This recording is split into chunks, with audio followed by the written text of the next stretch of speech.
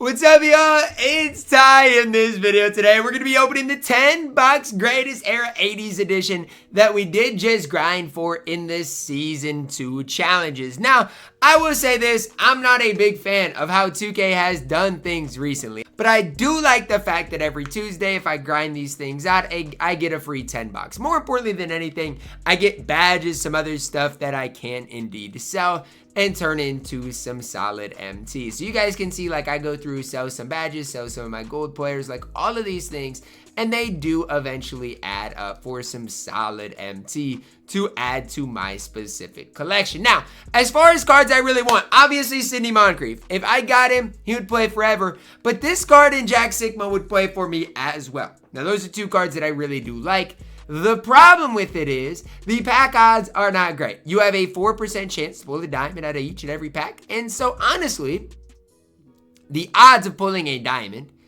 in this 10 bucks is not that bad. Like, you got a 4.3% chance out of each and every pack for it to be a diamond. Really is not the worst odds. So I just hope if I get a diamond, it's JxmyHighroller. Like, that's the one thing I want. Now, as far as the challenges, let's talk about them. Super easy. 5 steals over multiple games. Super easy. I do all of these in breakout.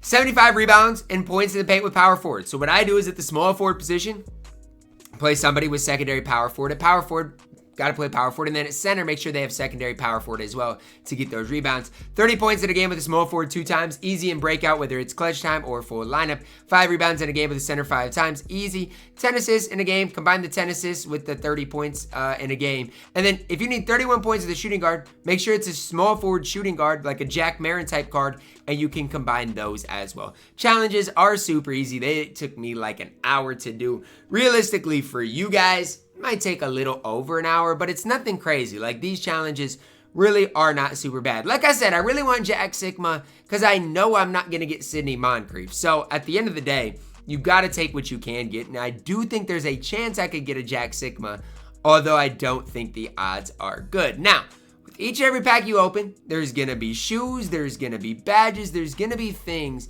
that I can in turn use to make some MT in the long run. And like I said, all these players that I get, I can end up locking in and help the card collector level. But 5 packs in, I'll get our first shake be a diamond or above. It's an AMI. That's the one thing I wanted right there, was a diamond player or above. Because, like, the AMI, you know it's going to be a Series 1 card. And it's going to be a card that's not going to play for me, obviously.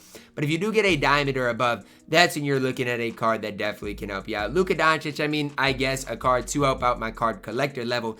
That is ultimately not what we are really looking for, though. If you see a shake, you just want a diamond or above. Honestly, I don't even want to see a pink diamond out of these packs, because even if I got a pink diamond, they would not play for me. Dantley is not good, and even McHale is not super good. So I'd rather honestly see a diamond shake than a pink diamond shake. Tom Thibodeau, we'll get to him in a second, but is a pretty solid pull out of these packs as well, as we do see another amethyst shake today for our video today. So 2 AMIs to add to your collection. And if you are a beginner just starting the game, some of these AMIs actually aren't bad. Like if you pull a Giannis or you pull a LeBron James, those are cards that can at least play for you. I don't love the Jason Tatum card, but I mean, a couple of the amethysts aren't the worst cards in the game. Last pack to open up today for our video, 10 out of 10, and we don't get anything. So we did not pull a diamond today. Am I surprised? Not really at all. I mean, I've kind of put myself in the position where I don't even get surprised at what I pull anymore. I don't expect to pull anything. And if I do pull anything, it's just icing on the cake. Like I said, the Tom Thibodeau I want to get to here and showcase exactly what he sells for. I really don't know what Tom Thibodeau is going for right now, but you guys can see it looks like 19,000 coins for Tom Thibodeau, which is huge. That's a huge pull for today. And like I said, you grind the game for an hour. If you get a guy like Tom Thibodeau, plus all of the shoes, all of the badges you get along the way, you are going to end up making a decent amount of coins. And I'll go through and quick sell these shoes for you guys so you guys can see. I'm not saying it's going to be a crazy amount, but it is an amount that is going to be helpful for your specific squad. So that's why a lot of times I don't really complain too much. I don't mind the fact that, look, I grind for a 10 bucks and I don't expect to pull anything, especially because it is unsellable. Like, you're opportunities are pretty limited within there.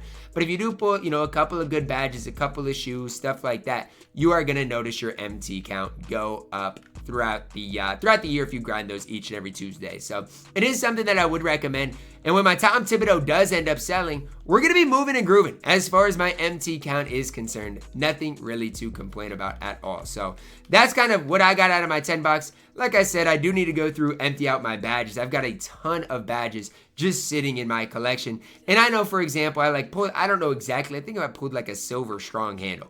And for example, I'm not saying it sells for a ton, but that sells for what? 650, 600, 550 MT. Not a ton of MT, but if you go through all of the badges that I pulled, you're going to notice quite a bit of MT add up. So again, just kind of a side note through everything is that those are the things that I kind of do look at as I am grinding these things out, because look, you're not going to probably pull anything out of the pack, so you need to make sure that you are at least, you know, selling the stuff you do get from packs. So obviously today, I didn't get the cards I wanted. I really do want a Jack Sigma card. I think he is a stud at the center position. But the problem with Jack Sigma is he is not going to be cheap. He is going to be an expensive card, not only today, but in the future, just because he is so good. And people realize Jack Sigma is going to be good. So that's the card I wanted to pull out of the 10 box. Obviously, I didn't have a ton of success, but it is what it is. You got to just control what you obviously can control.